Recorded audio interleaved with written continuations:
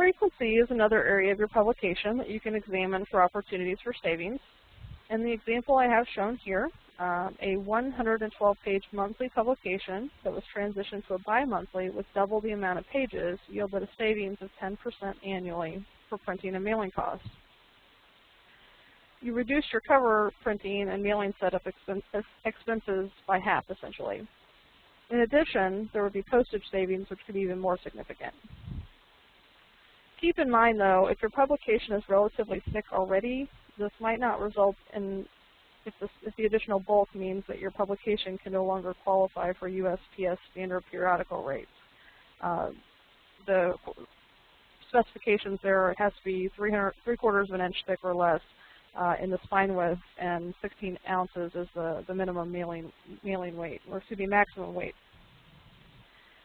In addition, you must mail at least 4 issues annually to maintain periodical mailing status. Of course, as with all of the examples today, your savings will vary depending on the specs of each individual publication. Another option would be to reduce the frequency of your publication, but not necessarily double the amount of pages in each issue. Those articles that don't make it into the printed book could go on the online journal website. Contrary to current practice, your publication website does not necessarily have to be a mirror image of the print version of your journal or magazine. Maybe you make certain article types available online, but not in print as a means to reduce page count. You could also consider making figures available online only to reduce the overall size and cost of your publication. Customers expect a more media-rich experience online, and publishers can use that space to create additional value for readers with supplemental information such as video, audio, data.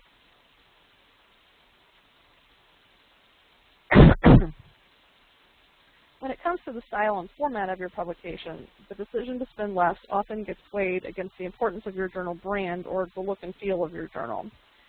Saving money when it comes to these elements often means making tough decisions. Changes that you can make in your journal style or format that make it more efficient and predictable tend to reduce page counts and labor, thus reducing costs for both printing and paging. XML tagging applied before the article has been paged is key to automation and content versatility. To take advantage of upfront XML, though, your publication must have a predictable input and style, or in other words, have a standardized, rules-driven layout. Certain content always gets treated a certain way. The trade-off of the standardized style, of course, is cost savings, but also the ability to use the XML for multiple delivery formats such as HTML for online and EPUB formats for ebooks. Beyond just standardization and the use of XML, there are some specific changes that you can make to your publication's layout that could also result in reduced page counts.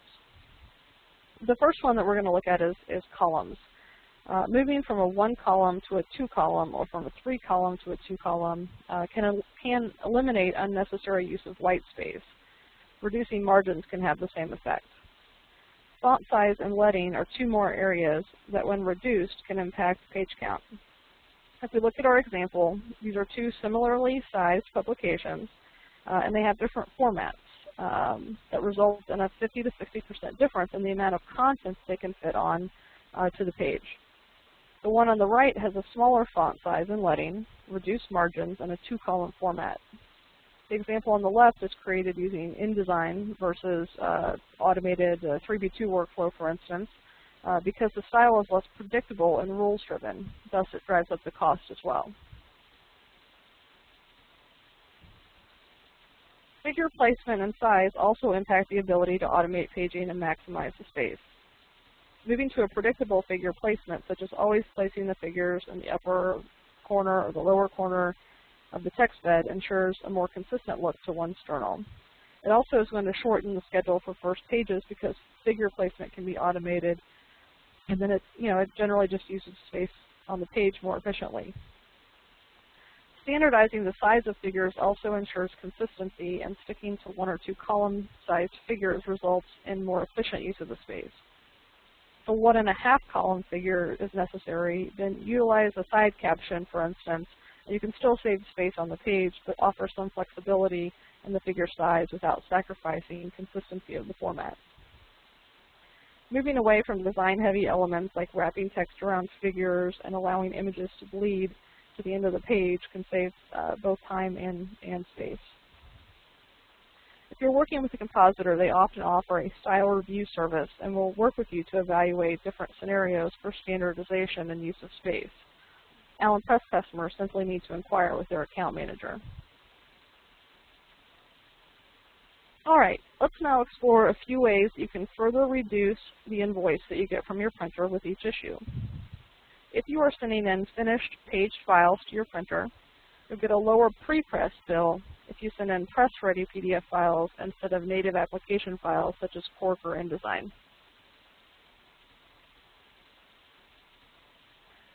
You'll also see a 25 to 50% savings in your proofing costs when you switch to virtual proofing from a traditional paper blue line proof.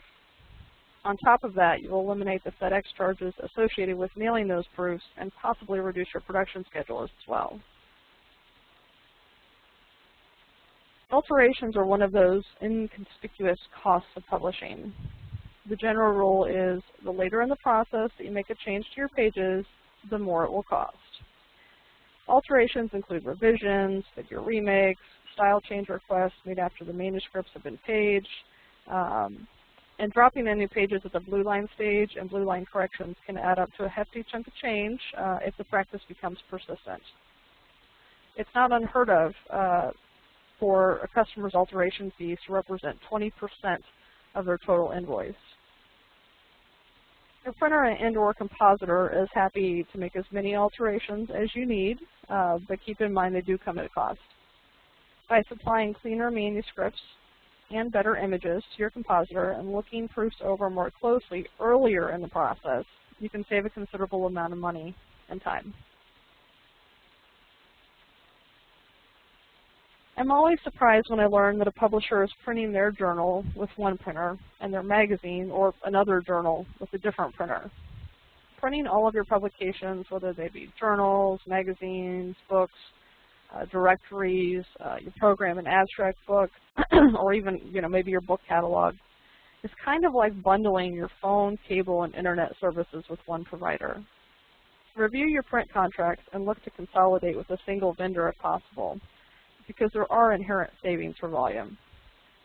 Many of the strategies for reducing costs that I've already mentioned, here so far can also apply to most things that you print. So audit your workflow for all of your print publications and materials. Digital printing technology has been improved and refined. Quality is no longer the issue that it once might have been. The real benefit of digital printing, though, is the flexibility that it affords us. Because make-ready is less expensive with digital printing, it is now more economical to print shorter runs. That means that if only 35% of your members or reader base wants to purchase prints, you can still effectively deliver that without extensive overhead expense. Another great benefit of digital printing is the use of color. If you have a 2-color cover, for instance, there really is no price difference to make that cover 4-color. Make sure you're talking with your printer about what your options are. They can often suggest alternative processes or approaches that can save you money and improve the quality or look of your publication. Okay, when it comes to fulfillment and mailing, a little spring cleaning can go a long way, and you might find all kinds of money. First, make sure your mailing list is up to date. You should strive to update or eliminate all the non-deliverable address records from your databases. Your printer or mailing house can help you do this. The mail list managers at Allen Press process all mail list files received through the delivery point verification and locatable address locatable address change service databases and omit any non-deliverable records. They'll then cross-reference the customer's list against the National Change of Address database to verify the addresses and then check for updated ones. Keep in mind, if your list isn't in good shape to start with, you could find yourself having to do a second mailing after manually correcting addresses that the mailing software could not. which of course will do nothing to reduce your expenses. Overprinting your publication also has some hidden costs that we often don't think about. While it is less expensive to overrun the initial offset print run, the cost of long-term storage and later purging unused inventory may outweigh the savings over time. To streamline a back issue fulfillment program, it's essential to track and monitor fulfillment trends. If you have a standing print order overrun of 1,000 copies to put into the warehouse for future back issue fulfillment, and you look back and you've mailed less than 100 copies of each issue over the last 5 years, the 90% that you're paying to store may far outweigh the savings that you realized by overprinting initially. It may be more cost-effective to overrun only what historical trends indicate that you'll use, and then print digital copies for any unexpected back issue requests. And if you're storing 900 copies per issue times 5 years of inventory, by all means, purge all what you think you'll need in the next 2 to 3 years. In most cases, the demand for back issues will go down dramatically after the first 2 years or so. Keep a few, purge the rest, adjust your print order for future issues to be more consistent with demand. If your back issue requests are few and far between, it might make more sense to go with an entirely print-on-demand digital model or maintain a micro-inventory instead of overprinting. Now let's talk about your editorial office. Generally, the more tasks you can do in a digital environment, the more you can save. As they say, time is money, and so are paper and postage and fax lines and all of the other equipment that's necessary to maintain a paper-based workflow. Choosing to receive proofs as PDF files at first time out or first pages will generally net savings from your compositor. This is true for both the proofs that you and your authors receive. For even more efficiency, mark corrections by annotating PDF files using Adobe Acrobat. Make it a requirement for your authors as well. Then, consolidating corrections is a cinch, and clarity of communication increases as well as it will help expedite your schedule. One question to ask when auditing your editorial office for cost-saving opportunities is, do you really even need an office? We see more and more societies opting to forego expensive office space overhead in favor of a more virtual office. Much of what editors and publishers do can be done very effectively through the telephone, using email, and through the internet. Laptops and smartphones have freed us from our desk and our daily commute. Evaluate your current situation to see if a virtual office, or at least some percentage of telecommuting staffers, would allow you to eliminate or reduce your overhead expenses.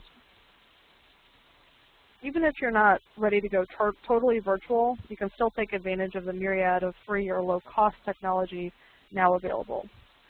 For instance, freeconference.com offers a free telephone conference service. You could use Skype to make free video and voice calls, send instant messages, or share files with other Skype users.